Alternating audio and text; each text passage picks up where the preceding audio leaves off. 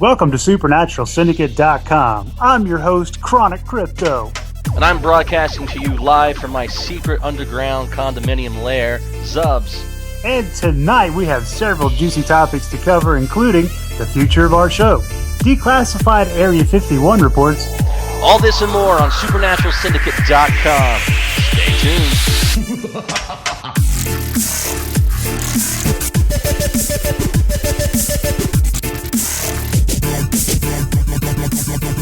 Breaking news on SuperNaturalSyndicate.com. Apparently the government has come out and released all the information on Area 51. I'm talking like aliens, UFOs, reverse engineering, alien technology, hybrids, all this info. It's out to the public. It's free. Aliens exist and the government has admitted to it. Wait a minute. Whoa. Where's that at? It's all over the internet, dude. I mean, it's everywhere. The Okay. government. Well, that's not what I'm reading. I mean, here's what I'm reading. Area 51 and its purpose declassified. No UFOs, but a lot of U-2 spy planes. Okay, all right. According to this article here, the CIA has released a 355-page document which officially acknowledges that Area 51 in Nevada does exist, and the agency comes clean about their weather balloon cover-up. So here, yeah, it says the weather balloon is a cover-up story. Well, yeah, we know it is, okay? And everything that you see out there, to them, is a weather balloon. Didn't they say that was their, like, number one, hey, this is our number one cover-up story? Yeah, apparently the document covers the U-2 and SR-71 spy planes project to go spy on the Russians in the 50s to 70s. Here's the thing. We've known about U-2, and we've known about, I'm not talking about Bono, I'm talking about the U-2 plane, but we also know about the SR-71 Blackbird. Yeah. Those have been out since the 70s. Yeah, so apparently what it is during that time, most commercial flights, they flew between 10,000 and 20,000 feet altitude. And military aircrafts like the B-47s and the B-57s, and they flew at about 40,000 feet. Now, when they started bringing out the U-2s, which was at Area 51 to test them, they flew at 60,000 feet. So, like, your air traffic controllers, and we're getting all these reports of UFOs. Yeah. Now, that explains the majority of the UFOs because of test flights, and the government needs to Well, yeah, I mean, the flights. curvature of the Earth and the Right. fact that these planes are flying that high, and if they're metal and they're shiny, then the sun is going to reflect off that like it does on the moon, and you're going to see it. But I'm a conspiracy theorist, man. I still say they're not releasing all of the information that they should be. That being said, it's been 30, 40 years since the U-2 and the Blackbird has been, those programs have taken flight. So where are we going to be at in the future when they finally say, okay, aliens are real? I mean, Zubs, do you actually think that they're going to do that at some point? I mean, they do declassify things. I don't know if the government's ever going to come clean about, the existence of aliens or extraterrestrials. According to the reports, I mean, it only covers a certain amount of the UFO reports. It doesn't explain away everything. There's still a large percentage that are unexplainable, and that they would just throw on it's a weather balloon. That the weather balloon crashed, and that's why there's debris everywhere. They try to cover it up with that, but it's not. It doesn't cover everything. And it also says in the document that the Area 51 base has been repurposed. Repurposed to what? They never tell us what it's been repurposed to. So it could still hold alien artifacts or alien technology or even aliens or UFOs. Here's another thing. Some people are saying that this is just a cover-up story to cover up for Area 51 to get so much, I don't know what. Well, here's the thing. I mean, here's the thing, buddy. If you got like there was that author that was disputing in an interview with the Associated Press. He makes a really good point. The notion that the U-2 explains most sightings at the time is utter rot and baloney. And he goes on to saying, can the U-2 sit still in the sky? Can it make right angle turns right in the middle of the sky? Can it take off from nothing? Can the U-2 can't do any of these things, is what he said. I'd have Right. to agree. I'd have to agree. Like I said, it doesn't explain everything. It explains some of the reports, but not all of them. Um, Well, they did do they've been doing the stealth fighter tests, okay, which was the predecessor of the Blackbird and the U-2. Okay, now after that they've got drones. So I'm sure they do a lot of drone testing out there. Real quick on drones, I'm totally against drones because it sets up a system to where you can spy on your American people, your American citizens at all times. Well, If they drones, do. well, they do, but you could have a drone hovering in your backyard looking through your picture window or Yeah. whatever, and you wouldn't even know it. You know that Now that's spying. most of the ones that you see are huge. They're about the size of a Cessna. Right. But technology has gotten a little better, and they've expanded, and those planes have shrunk. I mean, you've got those little, the remote control 1/6 scale aircraft that they can fly around now, and they've also got those little insect droids that are, the size of a large dragonfly, and they actually look like bugs or Right. little helicopters.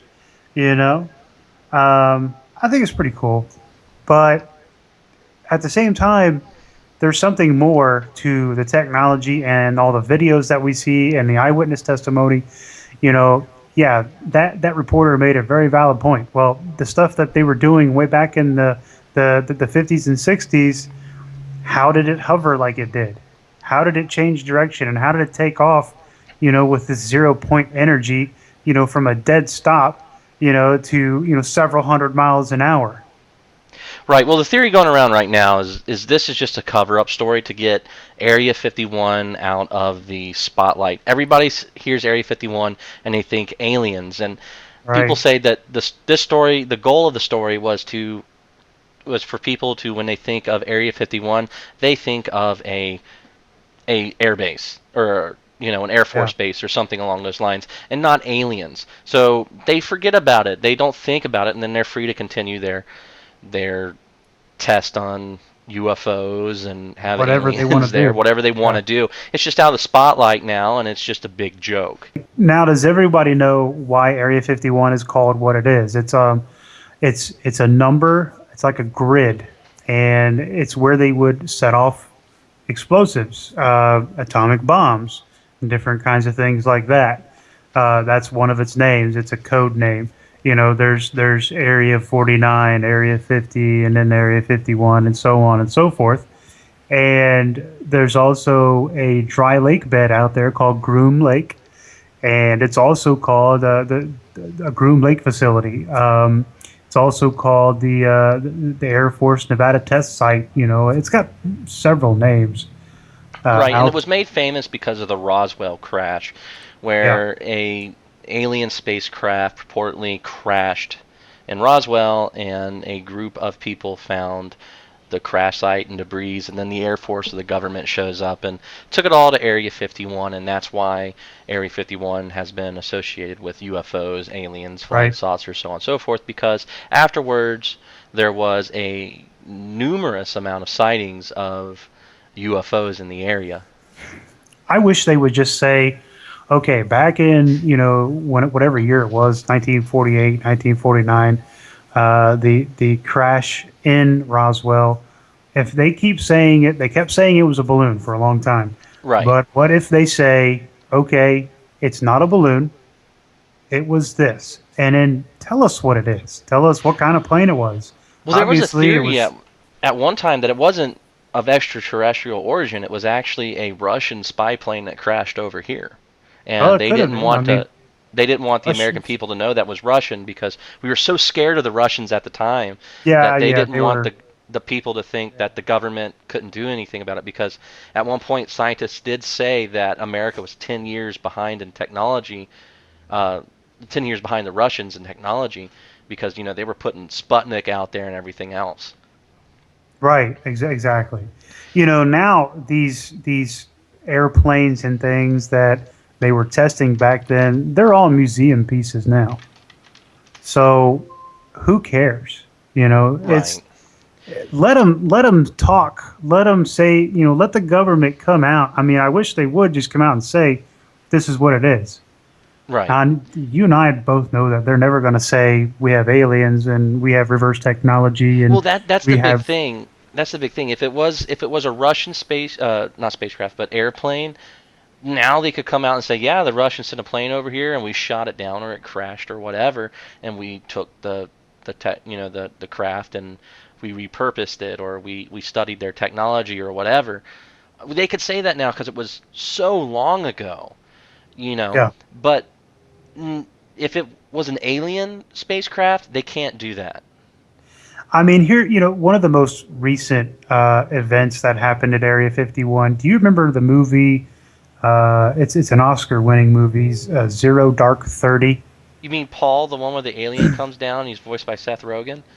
No, no, no, no, no, no, No. no. I don't think that one actually won an Oscar. I mean, Seth Rogen, he's a genius, and yeah, but no, no. Okay, Area 51. They played a role in the development of the modified MH-60 Black Hawk stealth helicopters that hmm that figured in the 2011 raid on Al Qaeda leader Osama bin Laden. You remember that? And Yeah. then they made a movie called Zero Dark 30, which plays it out. Well, Area 51 is where they staged all of those helicopters, upfitted the helicopters with whatever tech that they have, and this was only 2 years ago, and so that's one of the latest things. I believe that this is a very cool place that a lot of us conspiratists would love to see the aliens, would love to see Paul, and you and I should go out there sometime and just go down what's the highway? What's the name of that highway? Oh, I don't know. I can't think of the Yeah, highway but off the top of my I'd head. love to go down there. Just go to the Atomic Cafe or whatever they call it. Very Yeah, cool. I mean Roswell's built a whole tourist attraction on the predication of aliens crash there. Yeah, You can get alien themed drinks, food, hotels, yeah. museums. It's a tour. That's in New Mexico, which is on the other side of Arizona, if my geography remembers, which is a whole state away from Area 51 itself. Right. Roswell, but then around Area 51, well, you got Vegas, so I mean, either there's aliens there or Area 51's owned by the mob and they don't want people to find Yeah, all the gamblers they buried out in the desert.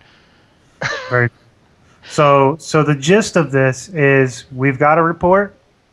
Area 51 is a real place. Duh. We all knew that. We also knew that the U-2 and all these other spy planes were flown in and out. We also known that these helicopters were upfitted and flown out to take care of Osama bin Laden. And that's basically all we know right now. Right. So, The government just reaffirmed everything we already know. They haven't come out and right. said anything against the aliens or the UFOs or whatever. So it's up to our listeners. Do they believe the government and what the government's been telling them, even though the government admitted to lying for the last 40 years on the weather balloon accidents, or do you still wonder what they're not telling you? Well, I'll tell you what I'm wondering is who's going to pay the fucking bills around here? Well, I got us a sponsor. You got us a sponsor? Yeah, I got us a sponsor. Well, roll that beautiful bee footage.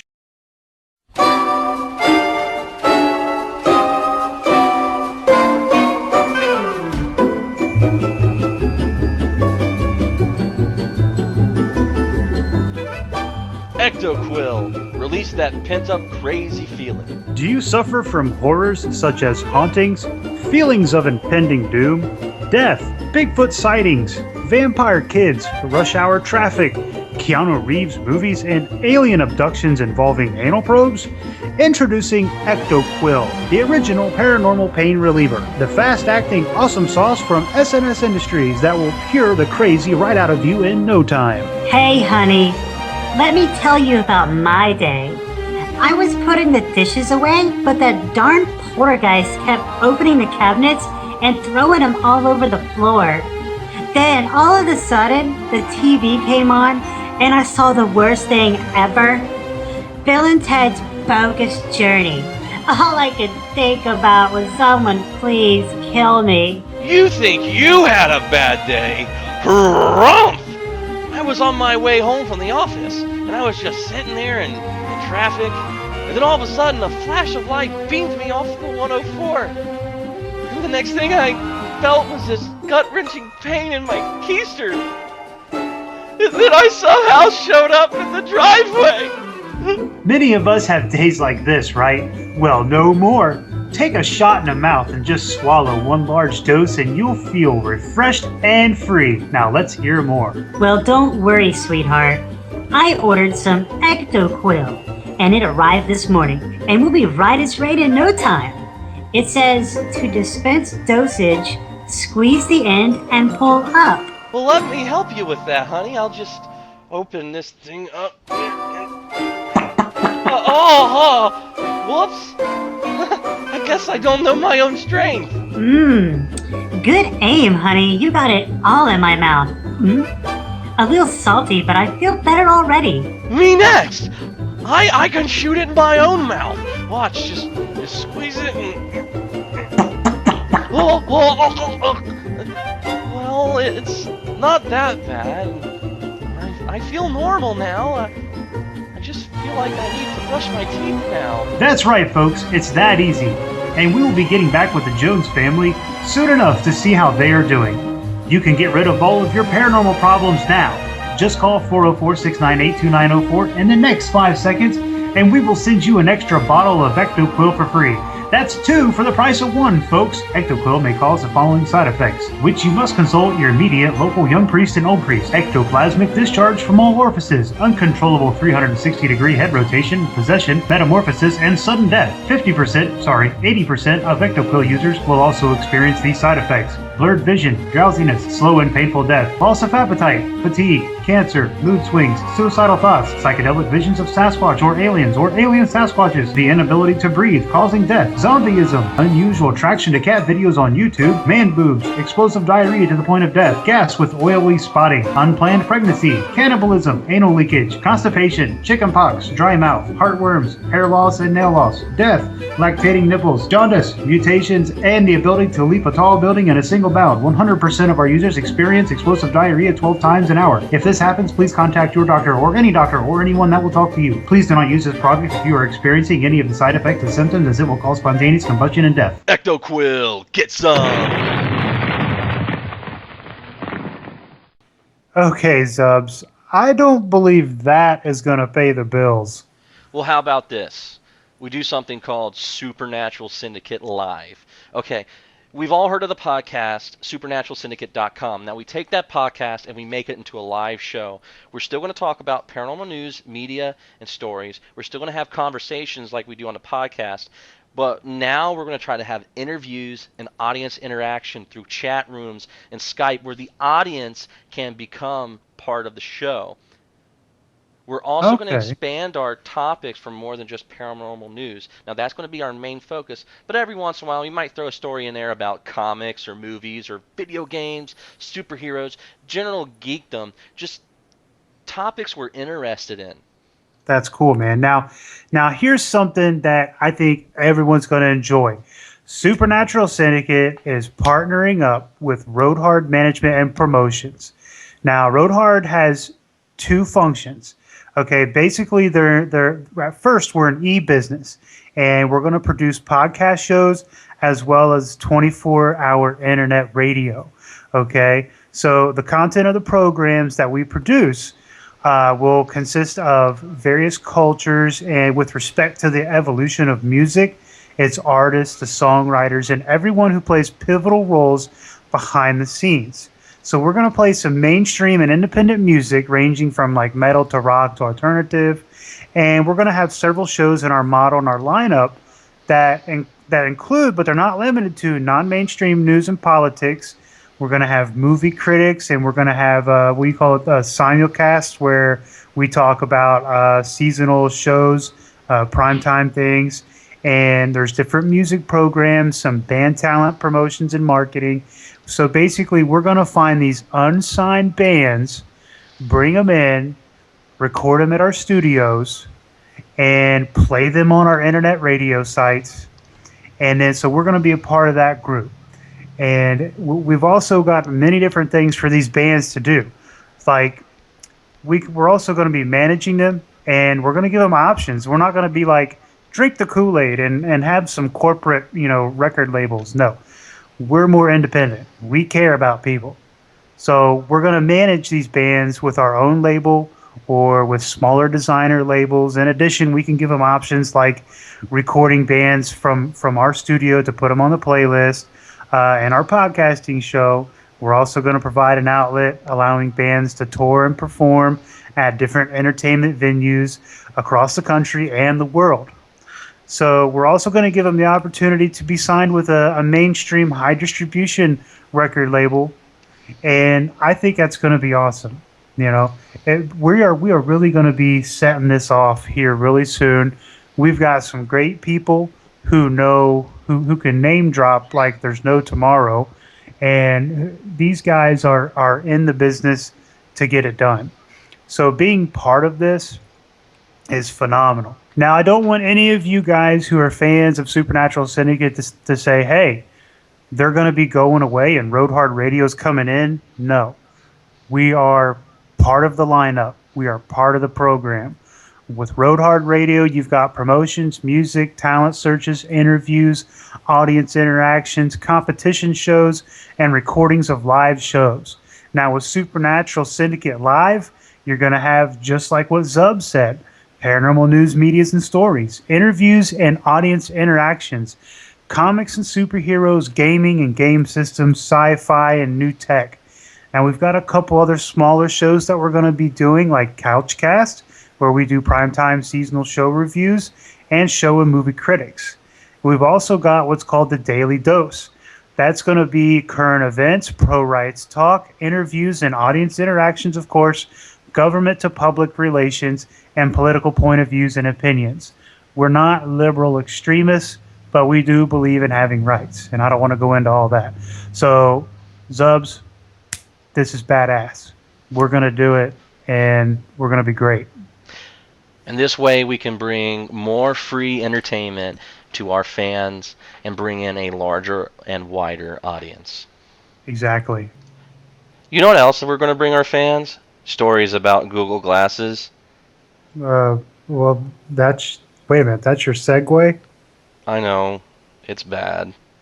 Yeah, it sucks. Well, anyway, since we're talking about Google Glass, what is it that you've heard about Google Glass? It's this heads-up display that you put on your face so that you can track your location on the map and how many ammos you have in your guns. That's pretty cool. I mean, if it was really like that, I looked at it and I'm like, okay, why do I need this? It was kind of like when the iPad was being talked about, and we're all like, why? That's still my. I mean, I use an iPad for my job, and it's cool, but it is useless because my cell phone does the same thing. Now, Google Glass, it looks to me like it's just a hands-free iPad. Well, it's okay. Remember in Star Trek, everybody's walking around with like iPads and stuff, or like even Geordi's that idea. Glasses, his Right. visor. Right, Yeah. or like Iron Man, where he's like in the suit and you see his heads-up display and things like that. Yeah. That's the idea. But the problem is we're in a time where we're in that transition phase. Like we're getting all this technology, like the iPad. I really don't have a use for the iPad. Right. I just rather use my phone or an actual computer. And if I want to do word processing, I'm not doing that on an iPad. I'm doing that on a PC or a Mac. Right. We're in this weird transition phase where, like, 50 years from now, like, Google Glasses might be standard. Everybody's going to have them. It might replace the iPad or the iPod or something like that. And in the future, 100 years from now, it might be an implant in the eye or something like that, where we That would have a be cool. heads-up display. I mean, that would be cool. I mean, if you like type in Google Glass and you look at the website, of course, it's very premature looking. They have some pictures of what it would look like in your eye, and it's just like, yeah, it's a display that just shows up over your eye, with that shows like the time.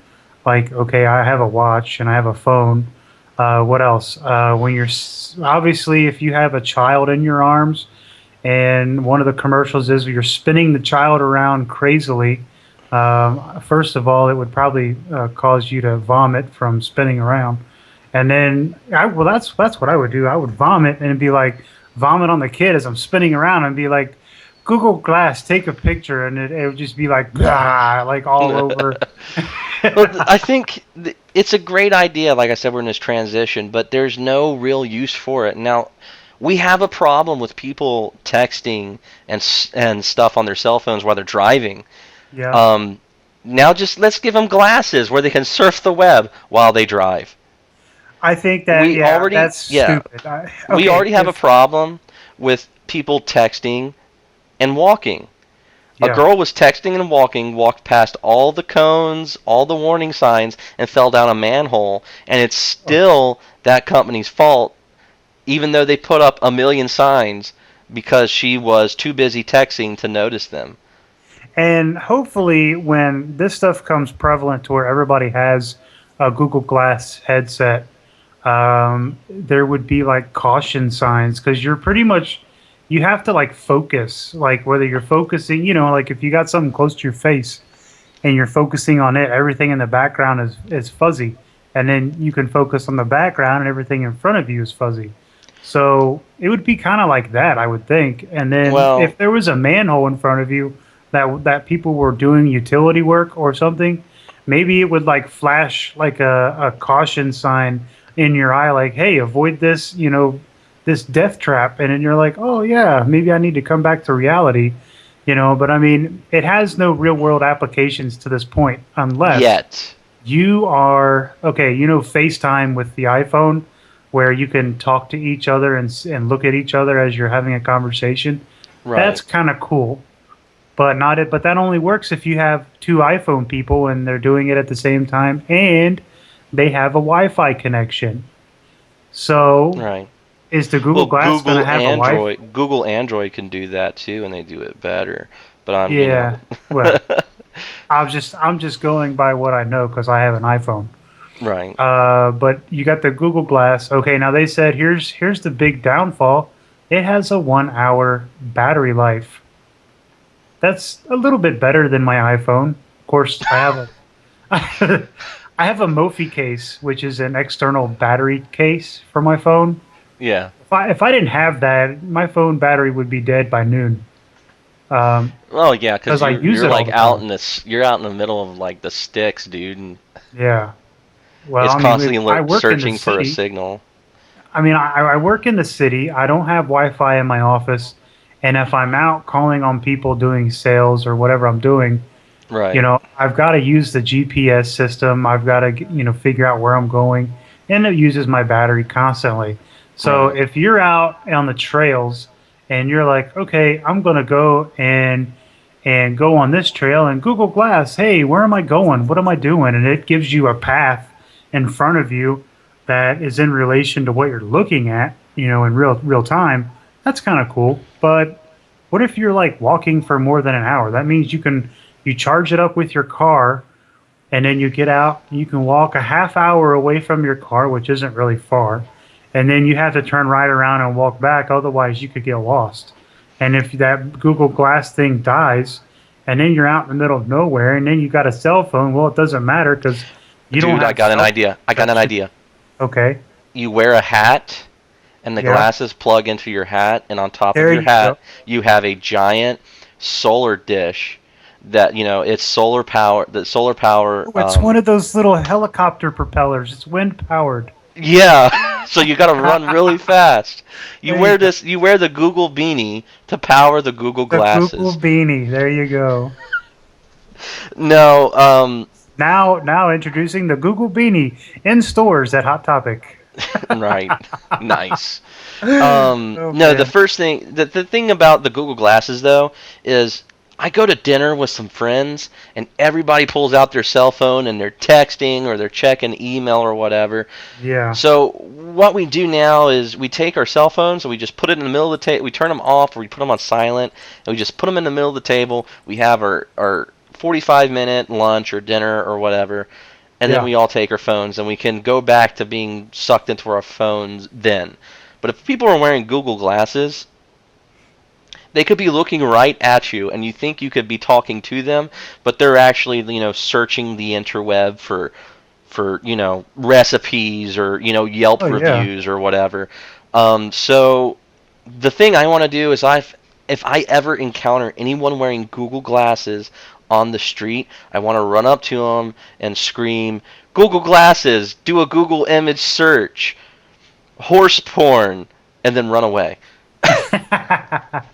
You know what would be really cool if there was some sort of interface with the Google Glass that you could bring your hands up in front of your face and kind of do like the Tony Stark Iron Man thing where you're moving the glyphs and the different things, the three Like dimensional you're boxes. interacting with like Yeah, holograms, but only you can see it. there So you it's go. going to look like a bunch of people like being mimes wearing glasses.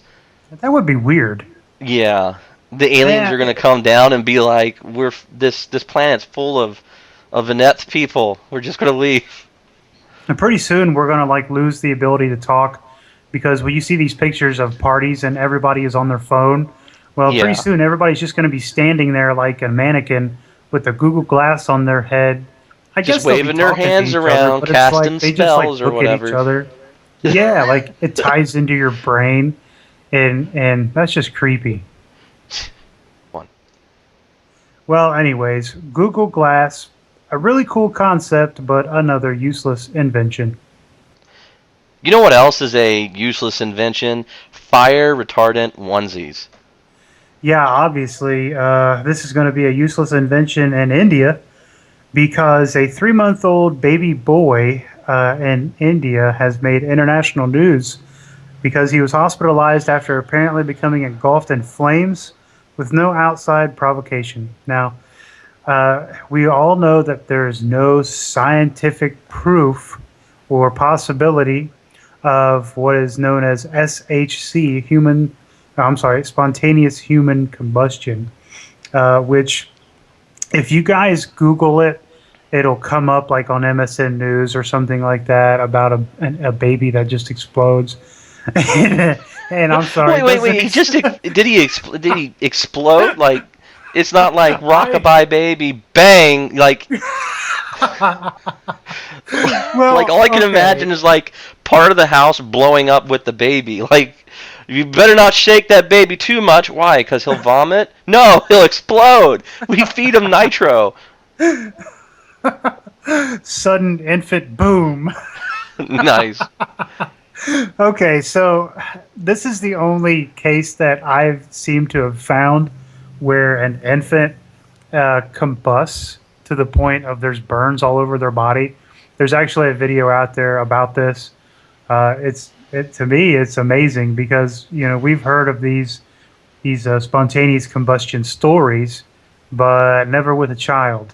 And they say that they have to keep the child in like a temperature controlled atmosphere. They have to keep it cool because its body temperature like just raises like from nowhere. Does he like And then sweat gasoline or something? I don't know. Well, that I no, it doesn't say that. I mean nitroglycerin. I don't know, man. Don't bounce him It's, on your knee. Don't put him on the rocking horse. here. Okay, I mean, here's the it's in story. reality, it's sad because a baby got hurt. It But I is. It's mean, sad, but it's just so strange. oh, man, he needs some of that medicine. The He ectoquil. needs some Ectoquil. You know, I mean the Kilpauk Medical College and Hospital, where baby Raul is being treated and studied, seems to be collaborating with this conclusion of spontaneous human combustion. The body burns spontaneously due to combustible gases emitted from the patient's body without an external source of ignition. And there's a doctor that's saying all this, and this doctor is head of pediatrics in Kilpauk. Um, he related this information to the Deacon Chronicle. Clothes and other things nearby are inflammable, may also catch fire. So basically, the baby's laying there in his crib, and yeah, I guess he starts emitting some sort of fluid, like gasoline or something. And I mean, what do you need to create a fire? You need an Heat ignition. and something flammable. Yeah, I mean, there's three different things. You need oxygen, heat, and an ignition source. Well, the baby is the ignition source. It creates its own heat, and there's all kinds of crap around it that's just gonna, catch fire. So, the International Business Times said that there's only been about 200 cases of HAC reported over the last 300 years. So it's pretty rare. Right. But not everyone's buying the idea of spontaneous combustion. So Joe Nickel, an author and paranormal investigator, he's studied cases in which human combustion was evoked for more than 4 decades. And he's determined that Raul's case is just another example of blaming a phenomenon that doesn't actually exist. So he's actually saying, hey, there's no scientific background, for this. He's been studying it for 40-something years. Right. And do you believe that's a real phenomenon? Well, here's the thing: spontaneous human combustion. It happens. We have documented cases of it. We have photographs. We have video. We have things like that. But we don't know what causes it. It doesn't mean that spontaneous combustion isn't real. It's just we don't know how to explain it. We can't explain it at this moment in time. So, I mean, that's the thing. It happens. We just don't know why. Just like a UFO. UFOs exist. Some people will tell you UFOs don't exist. UFOs exist. They're just unidentified. It doesn't mean they're extraterrestrial. Right. They Well, could be this guy, a natural phenomenon, or they could be a plane that is just because it's foggy or something like that. We think it's something else. It's unidentified, and it's unidentified until we identify it later. Right now, we have this case where it's unidentified what causes it. We just know it happens. Well, see, and this guy, he also said that, okay, it's got to be an absurd theory for several reasons, including the fact that the human body is primarily made of water. Right. And that spontaneous combustion would entail him burning from the inside out instead of simply suffering skin surface burns, which that's what this little baby suffered from, was skin surface burns. Right. In most cases of spontaneous human combustion, it's like the source of the flame or the source of the heat emanates from inside the body. Like the organs burn before the body burns. Like the actual flesh burns. Yeah. The organs burn first. Well, now the doctor that was examining this kid, he reported that there were no signs of child abuse. I kind of look at burns being that could be that, but he did, he checked. But we don't know what caused the burns, and the parents. Right. Was the parents there when it happened, or was like the babysitter there? Was the babysitter like, "Oh my God, this is my first day on the job," and the baby just explodes in flames? The way the report goes is that this has happened a few times. This is more than one time. I do believe the parents were there for some, and there might have been a sitter or something like that for the others, but. This kid needs to be under surveillance. They obviously need to have CPS or Child Protective Services. We need to get Charles Xavier involved because this might be the new pyro mutant. He might be, man. That would be. All right. Okay. Speaking of babies, I just heard of this. I just got this article, and I put my theory together. Okay. Now, Kanye West and Kim Kardashian had a baby, right? Oh, God. Okay. Now, this baby, they named it North, and so its name is Northwest. And Yeah. okay, so anyways, they really pushed for this baby to be born on June 15th, 2013, and the reason why is because this baby is the Antichrist. What? Yes, this baby is the Antichrist. I know you thought that Snooki's baby was the Antichrist, but it's actually Kanye West and Kim Kardashian, because these two unholy figures got together and they created a spawn of Satan. So they pushed for this baby to be delivered on June 15th. Now, okay, June 15th, you take 1 plus 5 and it equals 6. Now, 2013, 2 plus 0 is 2, plus 1 is 3, plus 3 equals 6. So 6/15, 2013 equals 666. And they did that's this, about so all anyways, we've got today so for Satan can come up from SuperNaturalSyndicate.com. I the want to thank days of everybody 666, so for he can listening anoint to the show. child. You can And what check us happens is the out on Freemasons come Facebook together, at and they do this giant ceremony where Satan facebook.com/SuperNatural comes up, they Syndicate. evoke the You can power check of us out on our Satan, YouTube and channel at anoints this child youtube.com/ZubsCrypto. Antichrist. And as always, you And can check us out so on now this child, SuperNaturalSyndicate.com. after he's anointed, We'll be bringing he you talks more to the great reptilian stories commander. after The this. reptilian commander gives him a base and an armor. Fatality.